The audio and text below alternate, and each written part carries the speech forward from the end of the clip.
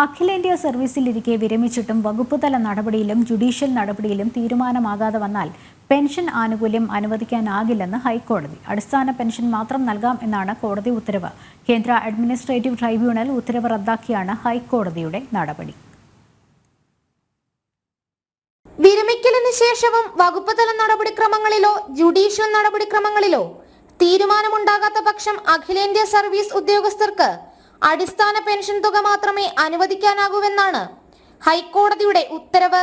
മുൻ DGP S പുലികേശിക്ക് pension ആനുകൂല്യം അനുവദിക്കാമെന്ന administrative tribunal ഉത്തരവ് റദ്ദാക്കിക്കൊണ്ടാണ് ഹൈക്കോടതിയുടെ വിധി. വിരമിച്ച IPS, IAS ഉൾപ്പെടെയുള്ള അഖിലേന്ത്യാ സർവീസ് ഉദ്യോഗസ്ഥർക്കെതിരായ കേസിലും വകുപ്പുതല നടപടിയിലും അന്തിമ തീരുമാനം ഉണ്ടാകുന്നതുവരെ പെൻഷൻ ആനുകൂല്യം അനുവദിക്കാനാകില്ലെന്നും ഹൈക്കോടതി ഡിവിഷൻ ബെഞ്ച് ഉത്തരവിൽ ചൂണ്ടിക്കാട്ടി. പിന്നീട് വകുപ്പുതല നടപടി സംബന്ധിച്ച് അന്തിമ തീരുമാനം ഉണ്ടാകുന്ന മുറയ്ക്ക് മുഴുവൻ പെൻഷൻ തുകയും കണക്കാക്കി ആനുകൂല്യം അനുവദിക്കാം. പെൻഷൻ ആനുകൂല്യം പിടിച്ചുവെക്കുന്നത് സംബന്ധിച്ച് അഖിലേന്ത്യാ സർവീസ് ചട്ടത്തിൽ വ്യക്തമാക്കിയിട്ടില്ലെന്ന് ചൂണ്ടിക്കാട്ടിയായിരുന്നു ആനുകൂല്യം അനുവദിക്കാൻ നിർദ്ദേശിച്ചുകൊണ്ടുള്ള കേന്ദ്ര അഡ്മിനിസ്ട്രേറ്റീവ് ട്രിബ്യൂണൽ ഉത്തരവ്. ട്രിബ്യൂണൽ ഉത്തരവിനെതിരെ സംസ്ഥാന സർക്കാർ ഹൈക്കോടതിയെ സമീപിക്കുകയായിരുന്നു.